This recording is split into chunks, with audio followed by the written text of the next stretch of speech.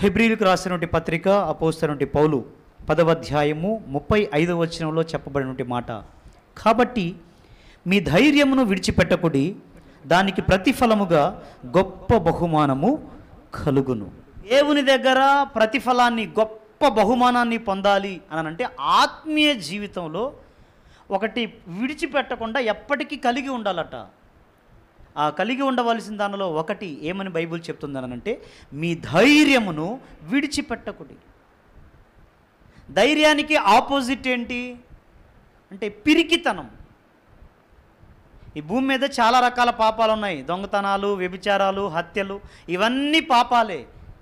కానీ ఈ పాపాలన్నింటితో పాటు మనకి పాపముగా అనిపించకుండానే పాపముగా దేవుడు పరిగణించేది ఒకటి ఉంది.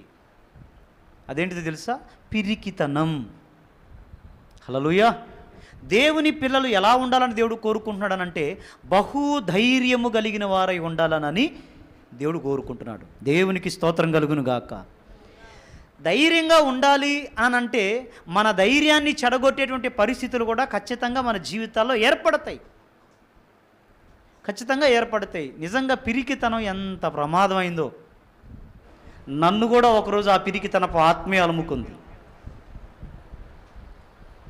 ఆ పిరికితనం నన్ను అలుముకుంది. ఆ పిరికితనాన్ని బట్టి నేను ఒక నిర్ణయానికి వచ్చాను. కష్టపడి చదువుకున్నాను. నా తల్లిదండ్రులు ఎంతో కష్టపడి చదివించారు.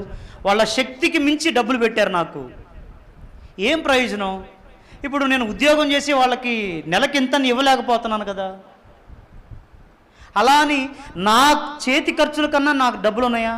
నా డబ్బులు నేను కూడా సంపాదించుకునే పరిస్థితి లేదు కదా. ప్రతి రూపాయికి వాళ్ళ మీద ఆధారపడాలి కదా. నా భవిష్యత్తు ఏంటి? నేను బ్రతకడం వల్ల ఉపయోగం ఏంటి? నేను ఎవరికి ఉపయోగపడగలను అని ఆలోచిస్తా పిరికితనం నన్ను అలుముకున్నప్పుడు ఆత్మహత్య తలంపులోనికి నేను వెళ్ళాను. ఒకానొక దశలో 2009 ఆ టైంలో. అయితే ఆ పిరికితనం నన్ను చనిపోవాలి అనే ఒక ఆలోచన. ఎందుకనంటే నా జీవితం వల్ల ఎవరికి ఉపయోగం లేదు, నేను ఎవరికి ఉపయోగంగా లేను. కనీసం అమ్మకి నాన్నకు కూడా వాళ్ళు కష్టపడి చదివించడానికి ఇంత సహాయపడే స్థితిలో లేను నేను. అలా అని ఉద్యోగం రావట్లేదు, పోనీ ఇంకొక పని ఏమన్నా చేద్దామా అంటే నేనేం పని చేయలేను. చిన్నప్పటి నుంచి చదువు తప్ప మనకు ఇంకొక పని చేత కాదు. ఇంక నేను ఏం చేయగలను అని పిరికితనంతో చనిపోవాలనుకున్నాను. ఆ చనిపోవాలనుకొని ఇంటి దగ్గర నుంచి చిన్నగా బయలుదేరి ఎవరో నన్ను నెట్టుకొని వెళ్ళినట్టుగానే చిన్నగా మందిరం దాకా వెళ్ళా. మందిరం ఒకసారి చూద్దాం ఆఖరిసారి అన్నట్టుగా.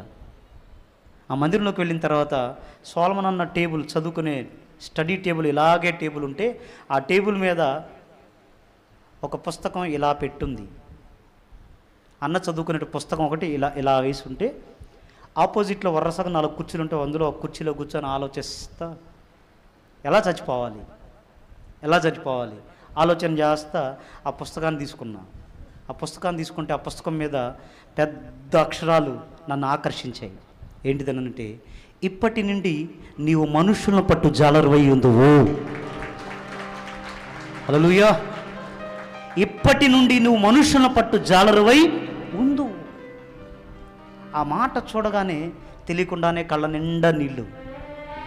ఎందుకంటే నేను ఒక ప్రశ్నతో వెళ్ళి అక్కడికి, నాకు ఉద్యోగం లేదు, నాకు పని లేదు, నేను ఏం చేయగలను, నేను ఎవరికి ఉపయోగపడగలను, ఎవరికి ఉపయోగపడట్లేదు కదా అని ఒక వేదనతో, నా గుండెలో ఒక ప్రశ్నతో అక్కడికి వెళ్ళాను నేను. ఆ ప్రశ్నకి సమాధానం బైబిల్ కూడా కాదు, ఒక్క లేఖనం. ఆ ఒక్క లేఖనం ద్వారా దేవుడు నాకు జవాబు ఇచ్చాడు. రే, నువ్వు పని లేదు, నేను ఎవరికి ఉపయోగపడను, నువ్వు దిగులు పడుతున్నావు, కానీ నువ్వు దిగులు పడద్దు, నీకు ఎవడు ఉద్యోగం అయిపోయినా నేను ఇస్తా అనే మనుషులు పట్టే జాలర్లాగా నేను చేస్తాను. నువ్వు పనికిరాను అనుకుంటున్నావు కదా, పనికి వచ్చేటట్టు నేను చేస్తాను అని ఆ రోజు ప్రభువు మాట్లాడితే ఆ లేఖనాన్ని బట్టి ధైర్యం తెచ్చుకొని చచ్చిపోకూడదు అనుకొని పక్కకొస్తే కాలక్రమంలో ఎన్నో రకాల పరిస్థితులు, ఎన్నో అనుభవాలను దాటించుకుంటూ దేవుడు ఇక్కడ దాకా తీసుకుని వచ్చాడు. కానీ నేనైతే చెప్పగలను, పిరికితనంతో నింపబడి ఉంటే నా గుండెను దేవుని లేఖనం మాత్రం. పక్కన ఇంకా మనుషులు ఉన్నా వాళ్ళ మాటలకి ఎవరికి నాకు ధైర్యం రాలా. అమ్మ, నాన్న అందరూ ఉన్నారు, తమ్ముడు అందరూ ఉన్నారు, కానీ ఎవరిని చూసినా నాకు ధైర్యం కలగట్లా. ఆ ఒక్క లేఖనం నేను ఈరోజు బ్రతికి సేవలోనికి రావడానికి, ఈ చేతుల మీదుగా కొన్ని ఆత్మలు రక్షించబడటానికి దేవుడు సహాయం చేశాడు. హల్లెలూయా. ఎవరు పెట్టుకోవాలా? ఆయన పెట్టుకున్నాడు పని. లేకపోతే ఆ పిరికితనమే గనక ఉండి దేవుని వాక్యాన్ని బట్టి గనక ధైర్యం తెచ్చుకోకపోతే రవి అనేటువంటి ఒకడు ఈరోజు మీకు పరిచయం అయి ఉండేవాడే కాదు. అర్థమైందా? లేఖనానికి ఉన్న శక్తి అది. కానీ ఖచ్చితంగా వస్తుంది అంటే ఖచ్చితంగా వస్తుంది. కానీ దేవుని బట్టి మనం ధైర్యం తెచ్చుకోవాలని బైబిల్ చెప్తుంది. దేవునికి మహిమ కలుగును గాక. నేనే కాదు, నా భార్యను అడిగినా ఇదే చెప్పింది. చిన్న వయసులోనే తల్లిదండ్రులను కోల్పోయి తల్లిని కోల్పోయి ఇద్దరు చిన్న చిన్న తమ్ముళ్ళు, ఎక్కడ ఉండాలో తెలీదు, ఏం తినాలో తెలీదు, వండుకోవటం చేత కాదు. వండుకోవాలా? ఇప్పుడు అమ్మా నాన్న ఇంట్లో ఉండి వండి పెడితేనే రెడీ అయ్యి మన పనులు మనం చేసుకొని స్కూల్కి వెళ్ళటం కష్టం. ఏదో ఒక పెండింగ్ ఉంటుంది, హోంవర్క్ రాలేదనో ఏదో ఉంటుంది కదా. అలాంటిది నాన్నకి తమ్ముళ్ళకి అన్నం వండి చేతగాక వండి టౌన్లో నీళ్లు పట్టుకోవాలా. బయటికి వెళ్ళి మనకి ఇష్టం వచ్చినప్పుడు బోరింగ్ తెచ్చుకుంటాం, ఇష్టం వచ్చినప్పుడు మోటార్ వేసుకుంటాం అంటే నడవదు. అక్కడ నీళ్ళు టైమింగ్ ఉంటుంది. ఆ టైం అర్ధరాత్రి 3 గంటలకు వస్తాయి నల్ల నీళ్ళు. అప్పుడు లేచి పట్టుకోవాలా. అమ్ముంటే లేచి పట్టిద్ది, నాన్న పట్టడు కదా. నాన్న ఏదో పని చేసి వస్తాడో అలసిపోయి వస్తాడో, ఆయన డ్రింక్ మాస్టర్ కాబట్టి తాగి పడుకుంటాడు, లేస్తాడో లేడో తెలియదు. లేచి నీళ్ళు పట్టుకోవాలా, తమ్ముళ్ళు చూసుకోవాలా, వండుకోవాలా, హోంవర్క్ రాసుకోవాలా, బడికి వెళ్ళాలా. ఆమె చెప్పింది నాకు ఎన్నోసార్లు. బడిలోకి వెళ్ళిన తర్వాత హోంవర్క్ రాలేదని చాలాసార్లు టీచర్లు కొట్టారంట. ఎందుకు రాయి నువ్వు హోంవర్క్? రోజు పెండింగ్ పెట్టుకుంటావు, ఎందుకు రాయవు? ఓ రోజు చేతుల మీద గంజిపడి చేతులు గాలి హోంవర్క్ రాలేదట. ఎందుకు పడ్డాయి గంజి, ఎందుకు పడ్డాయి నీకు, ఎందుకు పోయావు పొయ్యి కాడికి అని అంటే అప్పుడు చెప్పి మా అమ్మ లేదు మేడం అంటే ఆమె ఇంకా బోర్ నేర్చింది. ఇన్ని రోజులు కొట్టాను నేను, హోంవర్క్ రాయట్లేదు ఇన్ని రోజులు కొట్టాను నేను, మరి ఎట్ట చేస్తావు అంటే నేనే అన్నం వండుతాను, నేనే నీళ్ళు పట్టుకుంటాను, నేనే మా తమ్ముళ్ళని రెడీ చేస్తాను, నేనే రెడీ అయ్యి బడికి వస్తాను. ఆ క్రమంలో కొన్నిసార్లు రాయలేని మిస్ అంటే ఆమె గుండెకి హత్తుకొని గట్టిగా ఏడ్చిందట. ఇన్నిసార్లు కొట్టాను నిన్ను, నువ్వు నిర్లక్ష్యంగా ఉన్నావు, సమర్థనంగా ఉన్నావు అని కొట్టానే పాప అని టీచర్లు కూడా ఏడ్చిన పరిస్థితి. సరే, ఆ అనుభవాలన్నీ దాటుకుంటూ వచ్చిన తర్వాత ఒక ఏడాది తర్వాత, ఏడాదిన్నరకి తండ్రి కూడా చనిపోతే అప్పుడు ఇదే ఆలోచన, నేను ఎవరి కోసం బతకాలి? అమ్మ లేదు, నాన్న లేదు, చూస్తా అమ్మ నాన్న ఇద్దరు కన్ను మూశారు, నేను ఇంకెవరి కోసం బతకాలి? నేను బతకడం వల్ల ఏంది ఉపయోగం? నేను బ్రతికి ఏంటి ఉపయోగం అని పిరికి తనపు ఆత్మ తనను ఆవరించినప్పుడు, గుండె చెదిరిపోయినప్పుడు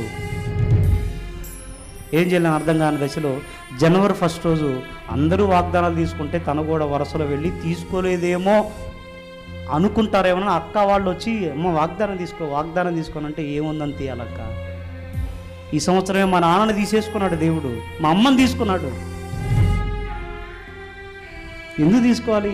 దేవుడు ఉన్నాడంటే కూడా నాకు డౌటే, ఏం చేశాడు దేవుడు నాకు అని గుండె చెదిరిన స్థితిలో పిరికితనం ఆవరించినటువంటి వేళ, సరే అక్క వాళ్ళు ఎవరో బలవంతం చేశాను, ఆ బలవంతపు ప్రేరణ బట్టే వెళ్ళి అందరు తీసినట్టుగానే ఒక వాగ్దానం తీస్తే దేవుని వాక్కు ఏమని, నేను నిన్ను బాధపరిచితిని, ఇక నిన్నెన్నటికీ బాధ పెట్టను. హల్లెలూయా. నేను నిన్ను బాధపరిచితినే, ఇంకెన్నటికీ బాధ పెట్టను, నిన్ను బాధ పెట్టను నేను. అర్థమైందా? ఆ వాక్కు ద్వారా ధైర్యం తెచ్చుకొని చిన్న చిన్నగా భక్తిలో నిలబడటం మొదలు పెడితే ఈరోజు దేవుడు కొన్ని ఆత్మలు రక్షించడానికి, కొన్ని స్థలాల్లో నిలిచి దేవుని గురించిన సత్యాన్ని ప్రకటించడానికి దైవజనురాల్ని దేవుడు వాడుకుంటున్నాడు. లేదు అనని పిరికితనంతో తనువు చాలిస్తే ఈరోజు ఆత్మల రక్షణ ఉండదు కదా. ఇది ఒకళ్ళకో ఇద్దరు కదా, అందరి జీవితాల్లో ఉంటాయి, ఆయా సందర్భాలలో ఆయా పరిస్థితుల్లో ఖచ్చితంగా ఉంటాయి. కానీ విడిచిపెట్టకుండా జాగ్రత్త పడాలి. దేన్నేనంటే ధైర్యాన్ని. ఎందుకు ధైర్యం ఉండాలి అనంటే నీ దేవుడైన యెహోవాను బట్టి ధైర్యం తెచ్చుకొని నిలబడితే నీ ద్వారా పని ఉంటుంది. పిరికితనంతో చెదిరిపోతే దేవుని ప్రణాళికలో నుంచి తప్పిపోయే అవకాశం ఉంటుంది. కాబట్టి ఇక్కడ ఎవరైనా కుటుంబ సభ్యులను బట్టి, కుటుంబ పరిస్థితులను బట్టి ఒకవేళ కలత చెంది పిరికితనంతో ఒకవేళ వచ్చి ఉంటే వారికి ప్రేమతో చెప్పేటువంటి మాట, ఎవరి మీద బేస్ కావద్దు, దేవుడైన యెహోవాను బట్టి, దేవుని బట్టి ధైర్యం తెచ్చుకో. ఎవరు నన్ను విడిచినా విడవకపోయినా నా దేవుడు నన్ను కాచుకుంటాడు, ఆయన ఉన్నాడు నాకు, ఈ ధైర్యమే మనకు ఉండాలి. అది విడిచిపెట్టకుండా ఉంటే పరలోకం చేరతాం. ఆ ధైర్యాన్ని పట్టుకునే ఉన్నాం కాబట్టి అక్కడికి వెళ్ళిన తర్వాత బహుమానం పొందడానికి కూడా కారణమవుతుంది. దేవునికి మహిమ కలుగును గాక.